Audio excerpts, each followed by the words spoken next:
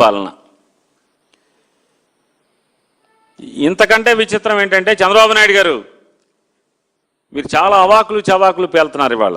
ఎందుకు మాట్లాడుతున్నానంటే మీ ఏలుబడిలో మీరు లా అండ్ ఆర్డర్ మంత్రిగా లా అండ్ ఆర్డర్ మీరు చూసుకుంటూ మీ పరిపాలన మీరు మంత్రిగా ఉన్న శాఖలో మీ అజమాయిషీలో ఉంటుంది ఆ శాఖ. మీ దగ్గర ఒక పోలీస్ స్టేషన్లో కస్టోడియల్ డెత్ చేయటమే కాకుండా శవాన్ని కూడా మాయం చేసి శవం ఏమైందో కూడా ఇంతవరకు పోలీసు చెప్పలేని స్థితిలో మీ ఐజీ గారు చెప్పలేరు, మీ ఇద్దరు ఎస్పీలు చెప్పలేరు, మీ అడిషనల్ ఎస్పీ అడ్మిన్ గారు చెప్పలేరు, మీ సిట్ చెప్పలేదు.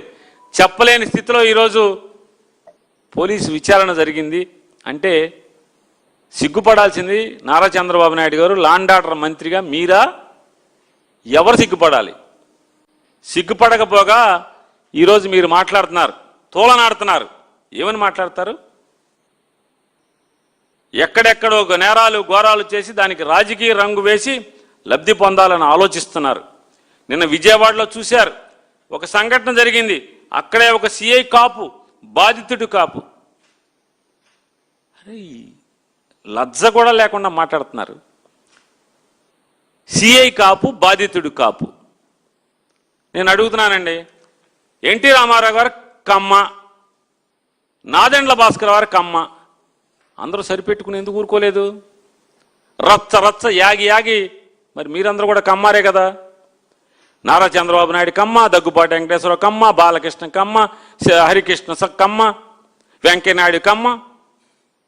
మరి మీరందరూ కమ్మాయి కదా. ఎవడొకళ్ళే మనోడిని ఎందుకు ఊరుకోలేదన్నా? పోయింది ప్రాణం కాదు కదా, పదవే కదా పోయింది. రామారావు గారిది పదవే కదా పోయింది, ప్రాణం కాదు కదా. కానీ ఇక్కడ చంద్రబాబు నాయుడు గారు ఆడు కాపోడు ఈడు కాపోడైనా పోయింది ప్రాణం అండి. అంటే మీకు ఒక మనిషి సామాన్యుడి ప్రాణం పోతే, ఒక కాపోడు ప్రాణం పోతే ఎంత నిర్లజ్జగా, ఎంత నిస్సిగ్గుగా, ఎంత నీచంగా మాట్లాడుతున్నారు మీరు. మీ వయసు 80 సంవత్సరాలకు దగ్గర పడుతున్నారు. మీరు మాట్లాడే ఒక రాష్ట్ర ముఖ్యమంత్రిగా ఉండి మీరు మాట్లాడే భాష చచ్చిపోయినాడు కాపు, పోలీసు చంపేసిన పోలీసు కాపు అని మీరు మాట్లాడతారు. ఇది మీ విచక్షణ, పరిపాలనా దక్షత మీది.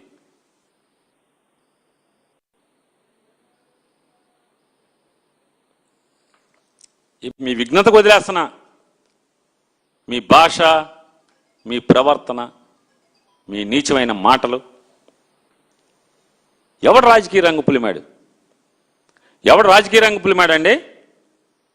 మీరు ముద్దు నిద్రపోతుంటే మీరు మీ కుమారుడి యొక్క ఎర్రబుక్ రాజ్యాంగంలో పోలీసులు ఈ రకంగా బరి తెగించి పోలీస్ స్టేషన్లోనే మర్డర్లు చేసి శవాన్ని బూడిద చేస్తుంటే